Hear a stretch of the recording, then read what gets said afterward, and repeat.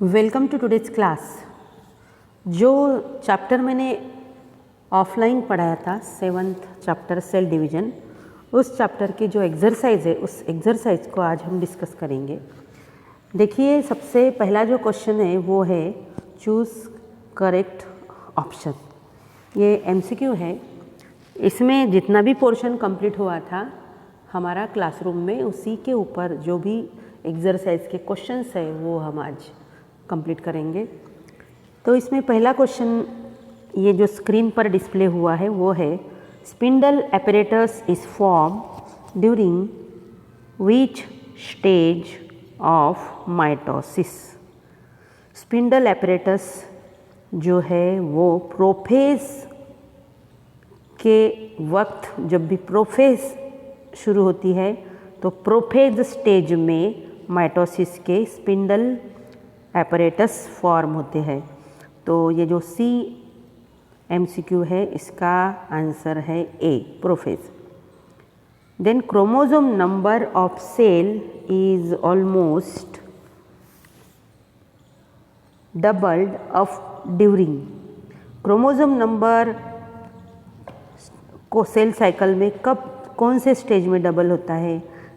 देखिए, S phase जो होती है, हमने सेल साइकिल में जो इंटरफेज हमने स्टडी की थी, इंटरफेज में जो एस फेज होती है, एस फेज में क्या होता है, डीएनए सिंथेसाइज होता है या फिर डीएनए रेप्लिकेटेड होते हैं। मतलब क्रोमोसोम जो है, क्रोमोसोम नंबर बढ़ते हैं, क्रोमोसोम सिंथेसाइज होता है, मतलब डीएनए डबल्स होते हैं। द अमाउंट ऑफ डीएनए पर सेल डबल्स, मतलब क्या, क्रोमोसोम डबल्स होते हैं, डबल्ड होते हैं। तो डी का जो आंसर है वो भी क्या है, B, S phase. Next question देखिए, फाइंड इनकरेक्ट स्टेटमेंट। इसमें 4 स्टेटमेंट्स दिए गए हैं, उसमें से जो इनकरेक्ट स्टेटमेंट है, इनकरेक्ट स्टेटमेंट को हमें चॉइस करना है। देखो, सबसे पहला जो स्टेटमेंट है वो है condensation of chromatin material occurs in prophase. Correct है ये statement. Daughter chromatids are formed in anaphase, ये भी करेक्ट है, डॉटर क्रोमेटिड्स एनाफेज में फॉर्म होते हैं। सी जो स्टेटमेंट है, daughter nuclei are form metaphase, ये स्टेटमेंट रॉन्ग है। डी वाला क्या है, न्यूक्लियर मेम्ब्रेन रीअपियर्स टीलोफेज, ये करेक्ट है। Daughter nuclei are form in metaphase, ये इनकरेक्ट स्टेटमेंट है, क्योंकि डॉटर न्यूक्लियाई जो है वो टीलोफेज में फॉर्म होते हैं, मेटाफेज में नहीं। तो इसका भी आंसर क्या आएगा, C, daughter nuclei are form in metaphase, ये इनकरेक्ट स्टेटमेंट है। इसके बाद ये एक एमसीक्यू है, histone protein are synthesise during. Histone protein S phase में सिंथेसाइज होता है, तो इसका भी आंसर क्या आएगा, B, S phase. Next question है, write the significance of mitosis. Write the significance of mitosis. Mitosis का सिग्निफिकेंस देखिए, माइटोसिस का सिग्निफिकेंस है, टेक्स्ट बुक में दिया है, पेज नंबर 78 पे दिया गया है सिग्निफिकेंस ऑफ माइटोसिस। आप टेक्स्ट बुक पढ़ेंगे तो आपको वो दिखेगा। Significance of mitosis, as mitosis is equational division the chromosome number is maintain constant. ये पहला सिग्निफिकेंस हो गया माइटोसिस का, chromosome number is maintain constant. Mitosis में क्रोमोसोम नंबर ना इंक्रीज होते हैं ना डिक्रीज होते हैं, क्रोमोसोम नंबर कांस्टेंट होते हैं। Next, it ensures equal distribution of the nuclear and cytoplasmic content between daughter cells। Cytoplasmic content का और न्यूक्लियर कंटेंट का डॉटर सेल्स में इक्वल डिस्ट्रीब्यूशन होता है, both quantitatively and qualitatively. Quantitatively and qualitatively मतलब quantity भी सेम होती है और क्वालिटी भी। जैसे एक सेल में समझ लो 46 क्रोमोसोम है, 46 क्रोमोसोम्स है, तो 2 सेल जब बनेगी तो दोनों भी सेल में 46 क्रोमोज़ोम होंगे, मतलब क्रोमोज़ोम का जो भी डिस्ट्रीब्यूशन है वो इक्वल है। वैसे ही जो साइटोप्लाज्मिक कंटेंट होते हैं उनका भी डिस्ट्रीब्यूशन क्या होता है, इक्वल होता है। The hereditary material DNA is also equally distributed. DNA का भी इक्वल डिस्ट्रीब्यूशन होता है, दो जो न्यू डॉटर सेल्स बनती है उनमें। It helps in the growth and development of organism.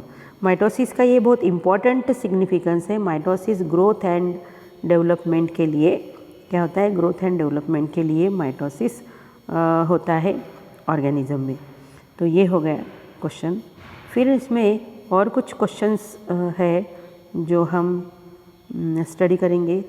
Analyst the different stages of prophase 1। देखिए ये मियोसिस का क्वेश्चन है। मियोसिस तो हमारा हुआ नहीं है, ऑफलाइन तो नहीं हुआ, ऑनलाइन लेना पड़ेगा उसको। तो जब भी मैं लूँगी तो ये क्वेश्चन, जब मैं मियोसिस समझाऊंगी तो ये क्वेश्चन को हम डिस्कस करेंगे। लेकिन अभी बहुत इजी है ये भी। मियोसिस प्रोफेज 1 मियोसिस की स्टेजेस होती है। मियोसिस 1 की स्टेज है ये प्रोफेज 1। तो प्रोफेज 1 के जो स्टेजेस है वो होते हैं leptotene, zygotene, pachytene, diplotene and diakinesis. तो अभी फ़िलहाल आप रहने दीजिए, ये सिग्निफिकेंस ऑफ माइटोसिस, इसी क्वेश्चन को आप प्रिपेयर कर लीजिए। नेक्स्ट है draw label diagram and write explanation. With the help of suitable diagram describe cell cycle. Cell cycle की डायग्राम आपको ड्रॉ करना है और सेल साइकिल शॉर्ट में डिस्क्राइब करना है। सेल साइकिल को डिस्क्राइब जब करेंगे आप तो सेल साइकिल में 2 फेजेस आती है। तो 2 फेजेस कौन सी है, इंटरफेज एंड एम फेज। तो इंटरफेज में G1 phase, S phase and G2 phase and M phase को बोलते हैं हम डिवीजन फेज, है ना। एम फेज में माइटोसिस हो सकता है या फिर मियोसिस हो सकता है। इसको शॉर्ट में डिस्क्राइब करना है। लेकिन डायग्राम जो है, डायग्राम सेल साइकिल की डायग्राम जो बुक में दी है, मैंने भी नोट्स में आपको निकाल के दी थी, वो डायग्राम आपको बनानी है। इसके बाद नेक्स्ट क्वेश्चन है distinguish between mitosis and meiosis. हमारा माइटोसिस तो कंप्लीट हो गया लेकिन मियोसिस कंप्लीट हुआ नहीं। फिर भी माइटोसिस और मियोसिस को मैंने जो डायग्राम थी वो डायग्राम माइटोसिस और मियोसिस को पढ़ाया था। डायग्राम बराबर ड्रॉ करके पढ़ाया था। एक तरफ बोर्ड में मियोसिस और दूसरी तरफ माइटोसिस दिखाया था। तो इसका सिग्निफिकेंस है, ये जो मियोसिस है ये हैप्लॉइड डिवीजन है और माइटोसिस जो है वो इक्वेशनल डिवीजन है, मतलब इक्वल होते हैं क्रोमोसोम नंबर डिस्ट्रीब्यूशन। लेकिन मियोसिस में क्या होता है, मियोसिस ये हैप्लॉइड सेल डिवीजन, हम इसे बोलेंगे रिडक्शन डिवीजन बोलते, क्योंकि मियोसिस में chromosome number reduce to half. Mitosis में 2 cells are form after mitosis, लेकिन मियोसिस में 4 cells are form after meiosis. Mitosis takes place in somatic cell, लेकिन meiosis takes place in reproductive cells, in germ cells. Meiosis से gametes तैयार होते हैं, male gametes and female gametes, लेकिन mitosis जो है वो सोमैटिक सेल में होता है, वेजिटेटिव सेल में होता है, लेकिन मियोसिस जो है वो रिप्रोडक्टिव सेल में होता है।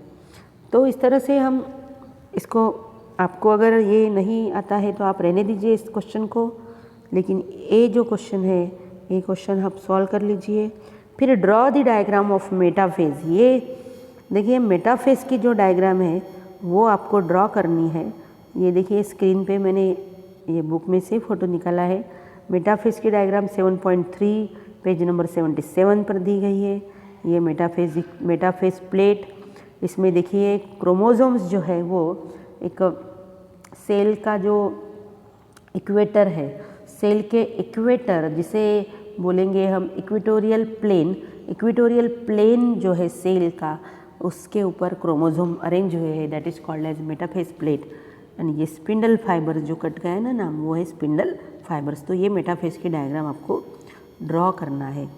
नेक्स्ट क्वेश्चन है कि एक क्वेश्चन है, if onion has 16 chromosomes in cell 16 chromosomes in leaf cells, how many chromosomes will be there in its root cell and pollen grain.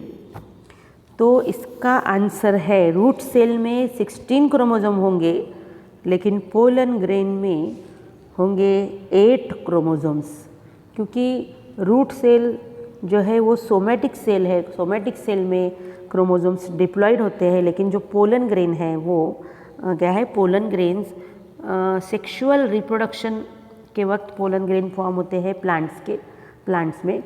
तो पोलन ग्रेन्स जो है वो मियोसिस से फॉर्म होते हैं। पोलन मदर सेल रहती है एंथर में जो पोलन सैक होता है उसमें पोलन मदर सेल होती है, और उस पोलन मदर सेल में मियोसिस होता है। तो एक पोलन मदर सेल में जब मियोसिस होता तो उससे 4 पोलन ग्रेन्स बनते हैं। तो पोलन ग्रेन्स जो है वो हैप्लॉइड होते हैं, क्योंकि वो मियोसिस से बनते हैं। तो पोलन ग्रेन में कितने क्रोमोसोम्स होंगे? 8। तो आपको आंसर ऐसे लिखना है कि रूट सेल लिखना, डैश करके लिखना 16 क्रोमोसोम्स, उसके नीचे पोलन ग्रेन लिखोगे आप, और उसके सामने डैश करके लिखोगे 8 क्रोमोसोम्स। नेक्स्ट क्वेश्चन है identify the following phases of mitosis and label A and B given in the diagram. देखिए, इसको तो आइडेंटिफाई करना बहुत इजी है। ये मेटाफेज है। डायग्राम के नीचे बॉक्स दिख रहा है ब्लू कलर से, उसमें लिखना है मेटाफेज। स्पिंडल फाइबर दिए गए हैं, और जो ए लेबल है ये है मेटाफेज प्लेट। ए को क्या लेबल दोगे आप? ए को लेबल देना है आपको मेटाफेज प्लेट। अभी मैंने डायग्राम आपको दिखाई थी। उसके बाद एनाफेज की डायग्राम दी है। एनाफेज में आपको एनाफेज की डायग्राम है ये जो ब्लू कलर का जो एक बॉक्स दिख रहा है डायग्राम के नीचे, वहाँ पर आपको लिखना है एनाफेज। एंड बी जो है, बी लेबल देना है chromatids moving to opposite poles. Label क्या देना है? Chromatids moving to opposite poles. देखिए यहाँ पर ये एनाफेज की डायग्राम है, लेबल दिखा आपको, chromatids moving to opposite poles. ये हो गए क्वेश्चंस। तो इस तरह से इतने क्वेश्चंस हमने आज डिस्कस किए हैं इस चैप्टर के। तो आप इसी क्वेश्चंस को अच्छे से प्रिपेयर कर लीजिए